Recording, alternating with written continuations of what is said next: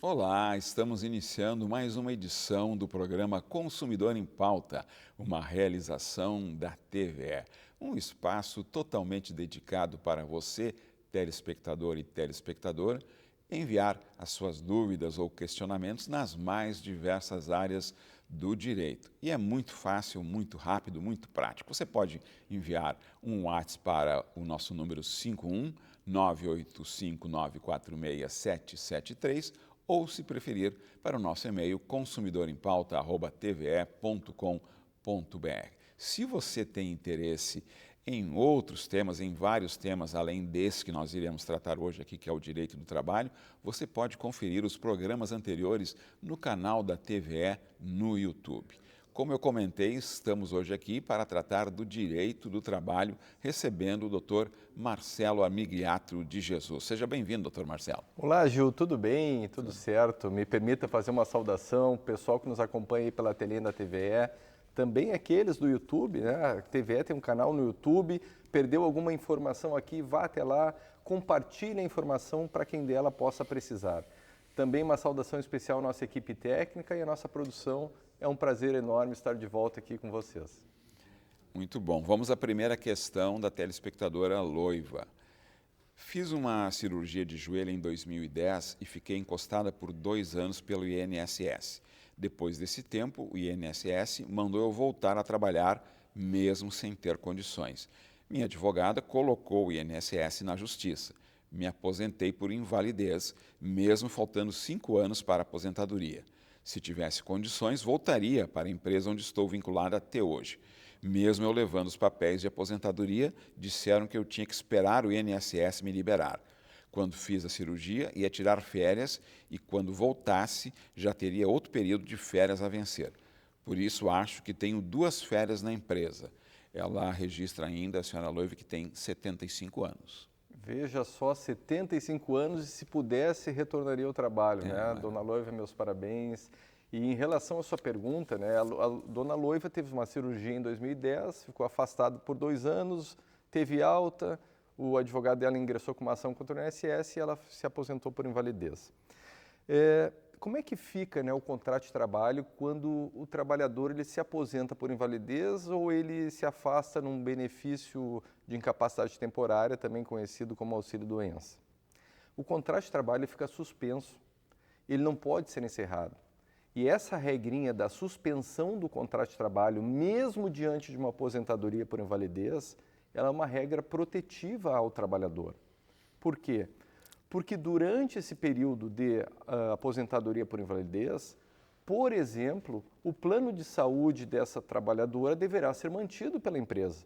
A empresa deverá continuar pagando a sua quota-parte e o trabalhador a quota-parte dela. Então, é uma regra protetiva. Também porque, em alguns casos de aposentadoria por invalidez, não é mais o caso dela, que ela já tem 75 anos e a partir dos 60 anos não há mais perícias médicas para os segurados. Mas, em alguns casos, aquela incapacidade que foi geradora da aposentadoria por invalidez, a medicina evolui, ela pode terminar. E aí, como é que fica a situação daquele trabalhador que tem que voltar ao mercado de trabalho? Ele vai retornar à sua empresa. E é por essas razões que o contrato de trabalho, num caso de aposentadoria por invalidez, ele ficará suspenso. Feito esse esclarecimento inicial, agora ela quer saber das férias dela, né? Bom, ela diz que um pouco antes da cirurgia ela tinha direito a um período de férias, ou seja, ela já tinha completado o período aquisitivo de férias. Portanto, já faz parte, ela já tem um direito adquirido àquelas férias. Só tem um problema.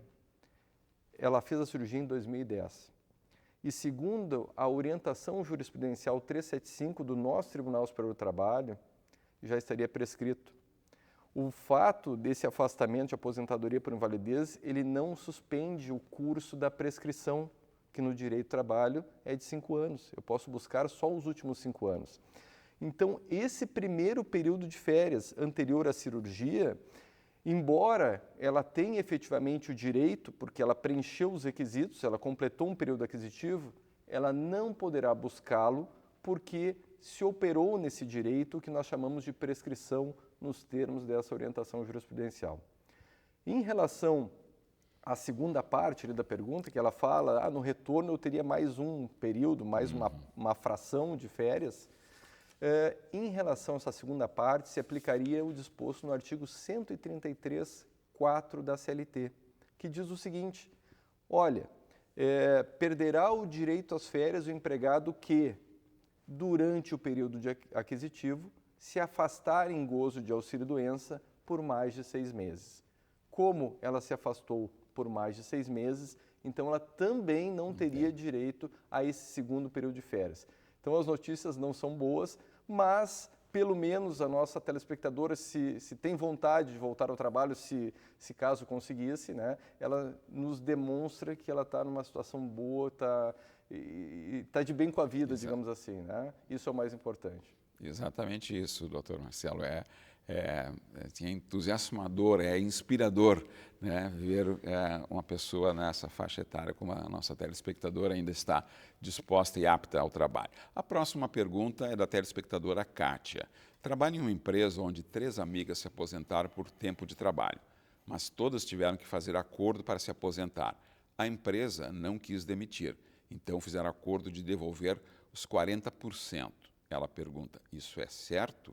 O funcionário não tem direito de se aposentar e ganhar todos os seus anos trabalhados?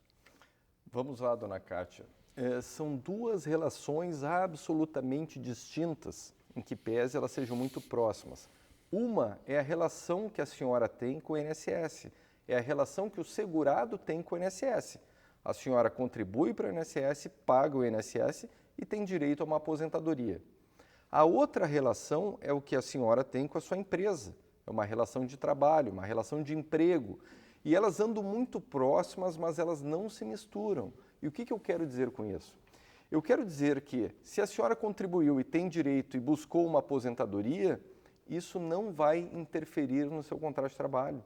A aposentadoria voluntária ela não é causa de extinção do contrato de trabalho.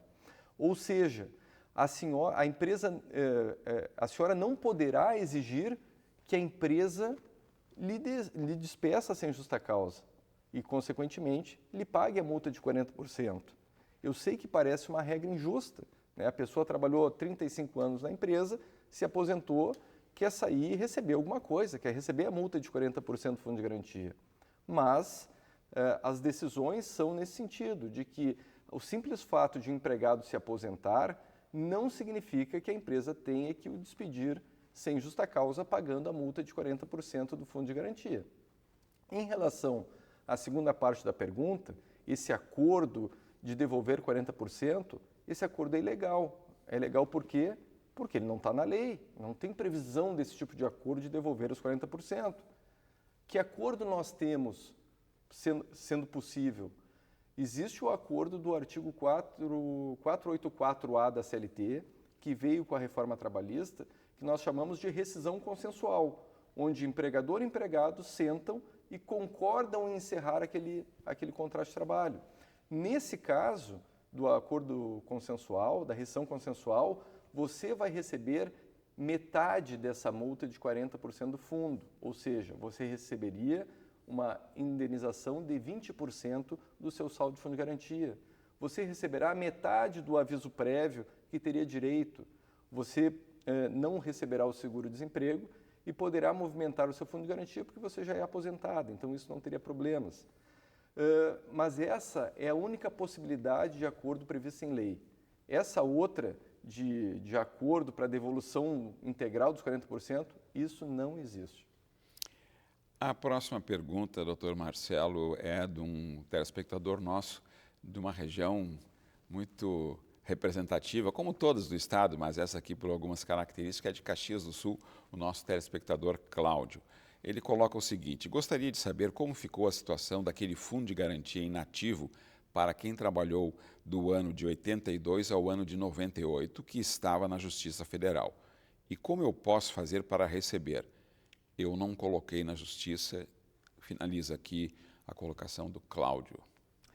Bom, primeiro mandar um abraço realmente para essa região de Caxias do Sul. A minha esposa é de lá, juventudista, adora Caxias do Sul e lá é uma terra da boa uva e do bom vinho, né? Exatamente. E do bom capelete também. Isso aí. Bom, bem lembrado, doutor. Bem lembrado. Feito o abraço para o pessoal de Caxias, o seu Cláudio. Seu Cláudio, nós tivemos no ano de 2016 uma medida provisória 763, que ela autorizou a liberação de todo fundo de garantia de contas inativas de todos os trabalhadores do país. Então, lá em 2016, tivemos essa medida provisória que disse assim: trabalhadores, vocês que possuem contas inativas do fundo de garantia, poderão fazer o saque a partir do ano de 2017. O que é uma conta inativa? Conta inativa é uma conta que não recebe mais pagamentos por 3 anos. 3 anos de inatividade, sem receber nenhum depósito, é considerado uma conta inativa. Bom, mas essa medida provisória já perdeu a sua eficácia. E aí, como é que faz o nosso telespectador?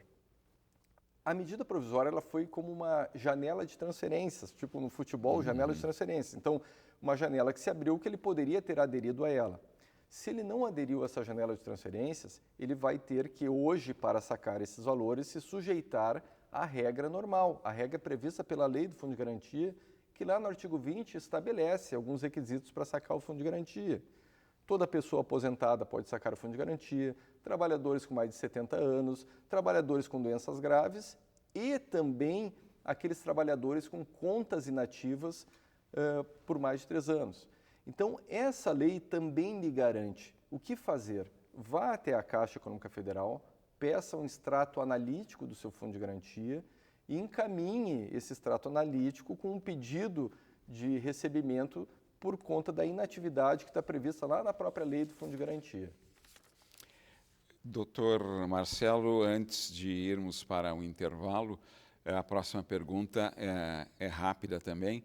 É da senhora Regina. Estou trabalhando há 4 meses e até agora a empresa ainda não me devolveu a carteira de trabalho. Eles podem ficar tanto tempo assim com a carteira? Não, evidentemente que não, né? Até me estranha o fato de hoje em dia, desde 2019, nós temos a carteira de trabalho digital, que é obrigatória para muitas empresas, né? Estranho o fato de uma empresa ainda solicitar o documento físico. Na época que existia esse documento físico, o prazo para a devolução desse documento físico era de 48 horas. E agora, a empresa ela tem um prazo de 5 dias, está previsto lá no artigo da CLT, para a devolução desse documento. Então, 4 meses, a Regina tem razão em estar preocupada. O que ela deve fazer? Ela deve documentar esse fato, né? Faça um pedido formal para a devolução desse documento, pode ser através de um WhatsApp mesmo, mas registre esse pedido para a devolução desse documento, que poderá sim ser ainda muito importante para você lá no momento da sua aposentadoria para comprovação de vínculos trabalhistas. Consumidor em Pauta vai para um rápido intervalo e já volta tratando do direito do trabalho com o Dr. Marcelo Amigliato de Jesus. Nos aguarde.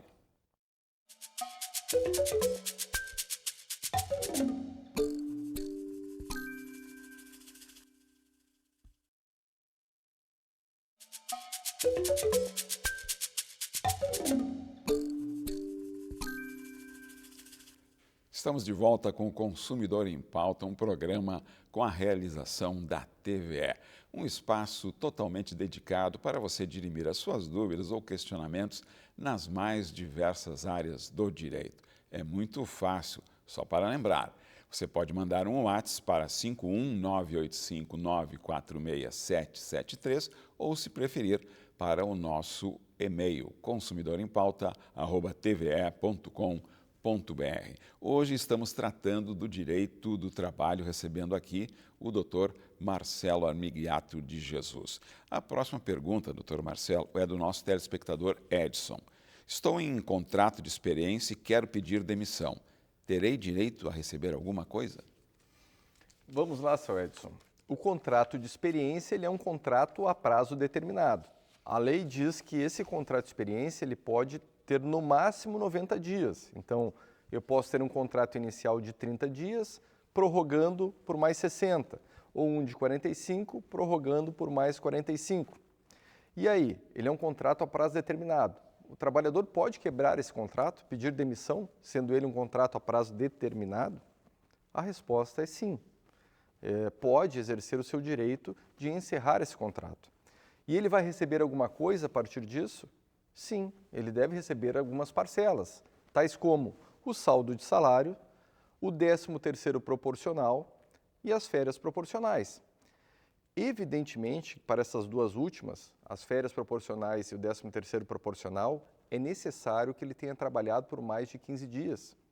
Porque se ele trabalhou apenas 14 dias, não fecha o 1/12 do 13º e nem das férias proporcionais.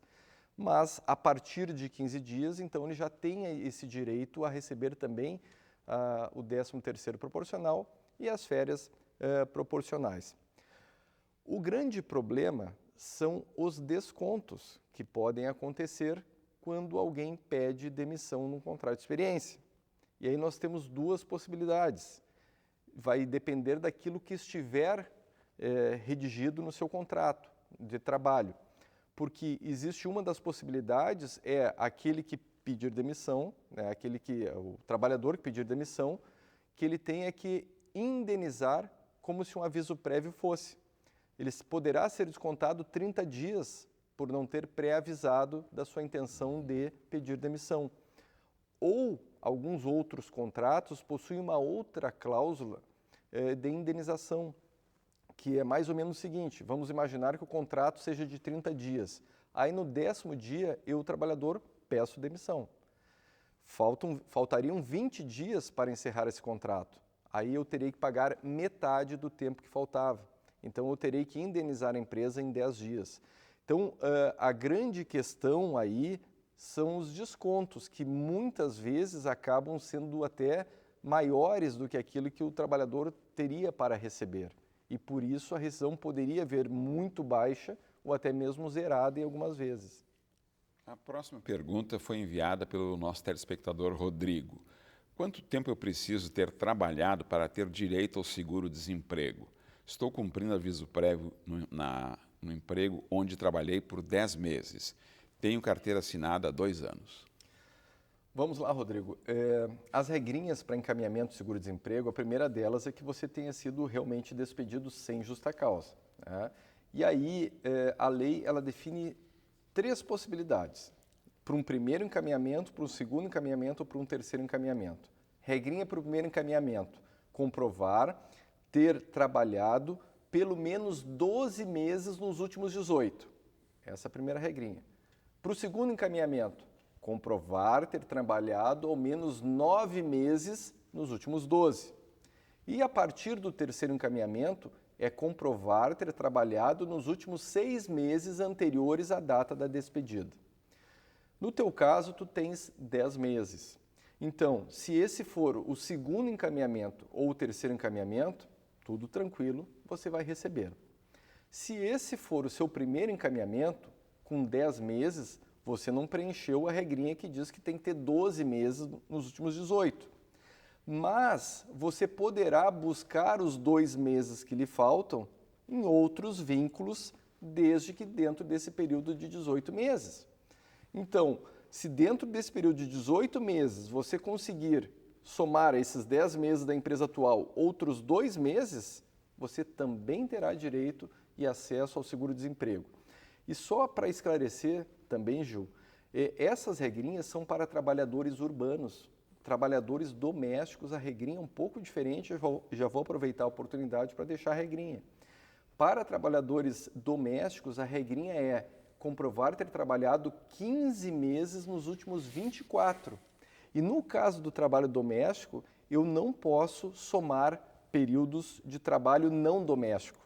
Os 15 meses que são exigíveis, eles devem ser exclusivamente de trabalho doméstico. Importante esclarecimento. E na área rural tem alguma diferença também para trabalhadores rurais, doutor Marcelo? Não, para trabalhadores rurais não tem diferença, se aplica, a regrinha é a mesma. Tá certo. A próxima pergunta é daquelas que a gente lê ao receber o questionamento do telespectador e fica pensando, ainda acontece isso, mas vamos lá, é o mundo real. Doutor Marcelo, o Antônio coloca a seguinte questão, relatando: estava trabalhando há 6 meses quando meu patrão assinou a minha carteira. O que achei estranho é que ele colocou como data da admissão o dia que assinou a carteira. ele não teria de colocar a data do meu primeiro dia na empresa? O que posso fazer? Pergunta o senhor Antônio. Senhor Antônio, é evidente, né? Existe uma portaria do Ministério do Trabalho, 671, que diz que a empresa deve comunicar com um dia de antecedência o início do trabalho. No seu caso, você iniciou a trabalhar 6 meses atrás e a sua carteira só foi assinada agora, depois de 6 meses. É evidente que ficou uma lacuna aí, onde você estava descoberto de proteção previdenciária, por exemplo, e você tem direito a receber diferenças, né? Você tem 6/12 de 13º para receber, você tem 6/12 de férias acrescidas de 1/3 para receber, você tem 6 meses aí de fundo de garantia que você não recebeu. Então, é evidente que essa situação está errada. A empresa ela deve anotar a carteira de trabalho desde o primeiro dia do trabalho, e eu falo isso porque eu tive um caso prático lá no escritório de uma empresa de transportes que eu presto serviços e no primeiro dia que o trabalhador foi fazer uma viagem, uma entrega com um caminhão, ele teve um infarto no caminhão e morreu. No primeiro dia de trabalho. Que triste. É uma judiaria, mas ele morreu, mas ele estava com a carteira assinada e graças a isso, os filhos, os dependentes, a esposa e os filhos conseguiram uma pensão por morte.